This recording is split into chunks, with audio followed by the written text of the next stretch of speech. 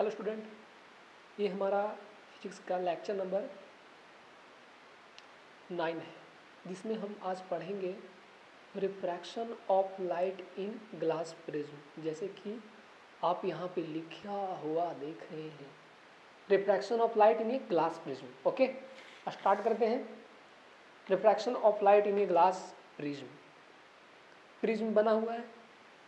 Prism एक triangle की तरह ही होता है। अगर नहीं देखे होंगे तो इमेजिन कीजिए कि ये तीन साइडेड ग्लास जब अटैच होकर लगाया जाता है एक ट्रायंगल जैसा, तो एक ऐसा शेप मिलता है हमको, तो उसको कहते हैं प्रिज्म।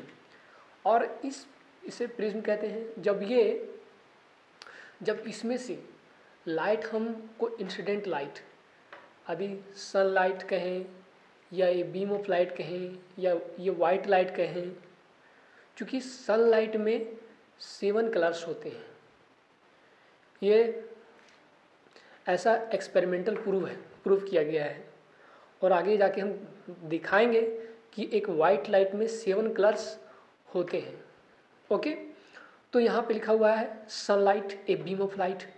जब कोई नॉर्मल स्लिट से एक वाइट लाइट, एक सिंगल लाइट जब इंटर करता है, जब किसी प्रिज्म से एक सिंगल लाइट इंटर करता है, तो वो 7 कलर्स में डिवाइड हो जाता है।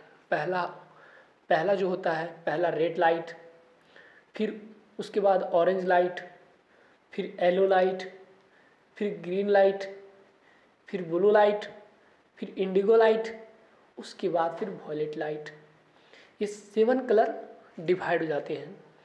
उसके बाद क्या होता है कि ये 7 लाइट डिवाइड हो जाते हैं, और जो 7 कलर्स अपने अपने सेपरेट जगह पे होते हैं। जैसे रेड यहाँ पर है तो ऑरेंज यहाँ पे, ऐसा नहीं कि मिलावट नहीं होता है, बस एक स्पेक्ट्रम तैयार करता है, जिसको बोलते हैं हम स्पेक्ट्रम, लाइट स्पेक्ट्रम बोलते हैं। ओके, जिसमें से सभी लाइट का अपना अपना एक डेविएशन होता है। लाइट का मुड़ने का जो इंटेंसिटी होता है वो अलग अलग होता है।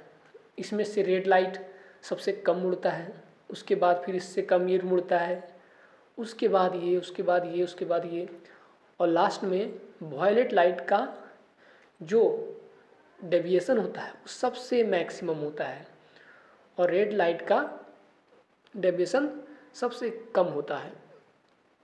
तो जो हम एक तो जानते हैं कि जब कोई लाइट डायरेक्टली जाता है, इसका ये रियल हुआ कि लाइट ऐसे निकलना, ऐसे चल जाना चाहिए, कि लाइट के रूल से, कि लाइट किसी भी डायरेक्शन में स्ट्रेट लाइन मूव करता है। लाइट, हम जानते हैं कि लाइट स्ट्रेट लाइट में मूव करता है। तो ये हुआ इसका नॉर्मल। यहाँ से हम नॉर्मल खींचते हैं इसे, और यहाँ से जितना ये बेंड हुआ, तो ये रेड लाइट का डेविएशन और नॉर्मल के बीच जो एंगल बनेगा उसको बोलते हैं डेविएशन एंगल। इसको बोलते हैं डेविएशन एंगल, ठीक है। इसको बोलते हैं deviation angle of red light. फिर इसके बाद deviation angle of red light है। उसके बाद ये सिर्फ डेविएशन एंगल कौन सा होगा, ये चूंकि यहाँ पे है, ओह नो,